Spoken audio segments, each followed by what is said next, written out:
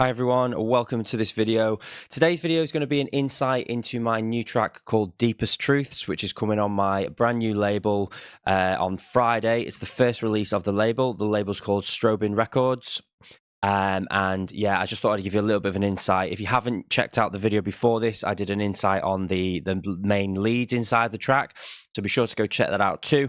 But today we're going to look at the kick and bass. So this is the kick and bass here. I've just basically hid everything else so you can focus on what's on the screen.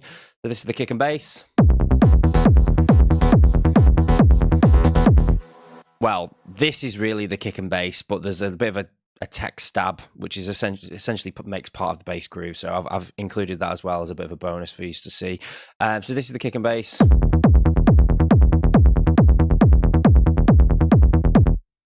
Very sort of stripped back, 2 layers, kick and a bass. Got that nice analog sort of sound from it as well, which is what I wanted for this classic trance sort of sound. So first up we have the kick, which is just a 909 kick from the AM Studio sample pack. If you want to check that out, it's the 909 kick sample pack. This is kick number 11. And all I've done to this is a tiny little bit of EQ. Now, although a lot of kicks can fit perfectly straight from the get-go and you can put your kick in your track and mold everything around that kick, I'm a firm believer in sometimes you might want to tweak that kick a little bit for the context that it's in. So in this case here, if I turn off the EQ, you'll hear the kick. Nice sounding kick. But for me, when I put the kick in later on towards the end of the track, when my basses and stuff like that were in, I felt like I just wanted to soften the kick a little bit. So this is where I've scooped out a little bit here to remove a little bit of that boxiness. Now the kick that I picked is intentionally got that boxy sort of sound, and it will work in lots of other tracks. But for me, I just wanted to slightly soften it a little bit. I've also taken a little bit of the top end off there.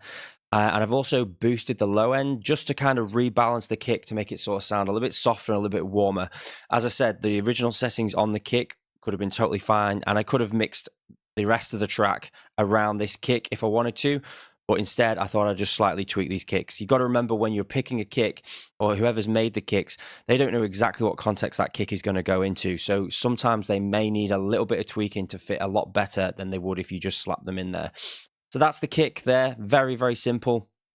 Not a lot of processing needed, as you can see. Now the next thing is the bass line. This is done in Legend. It is 2 saw waves, one an oscillator below the one an octave below the other.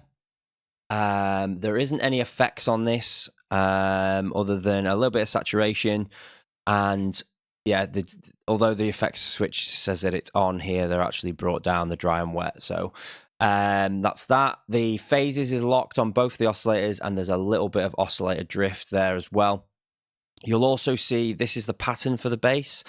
There's a bit of velocity changes in here, and that's because I have it set up so that the velocity is mapped to the filter cutoff. So when you hear this, the filter is slightly opening and closing according to when where the velocity is set on that MIDI. Okay, so that's that for that. There's a little bit of drive on there. Nothing really else to say about this. The bass is in mono. Got chosen a mono bass for this track. And what else? Yeah, I think that's it for that bass sound. Now the next sound, so that's it with the kick and bass together.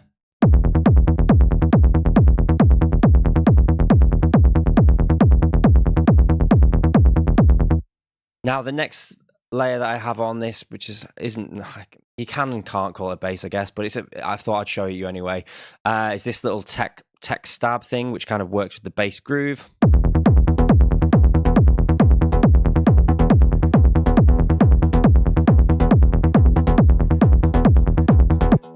And what I kind of like about this is just originally it started off with just these 2 looped. Then I decided once I got into the track a little bit more, I wanted to add a little bit more groove to it and sustain some of these notes, and it kind of gives it sort of that nice bit of extra groove to the bass line there. Now this is just a June 3 patch that I found, which worked nicely with the track. So yeah, it's this preset here, Silent Witness. And I'll let you just hear this on its own. You'll see as well that it's also, the filter is opening up over time. So at the early parts here, when it first kicks in at 33 bars, it's pretty closed. And then as it comes up here, it's constantly evolving, which is helping that part of the track sort of move along nicely because it's quite stripped back. Then we've got this little mini break here where it kind of brings back down again.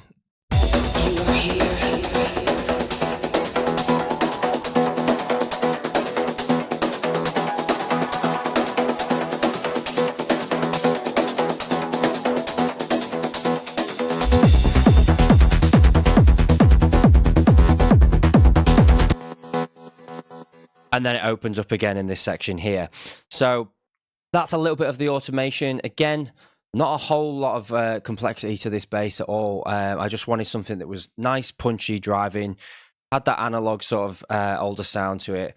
And yeah, this is what I kind of came up with. So if you'd like to check out the track and you'd like to help support Strobin Records, obviously with it being a brand new label, it'd be great to get it in front of as many people as possible. The feedback that I've got so far has been absolutely amazing. I'm quite surprised how many people are really thriving that old classic trance sound. So thank you so much to everyone who's already pre-ordered it. If you haven't and you would like to support the label, I will leave a link in the description below. And yeah, I hope you've enjoyed the video. Be sure to go check out the last video of the leads where I went and showed you how those were created in the track as well.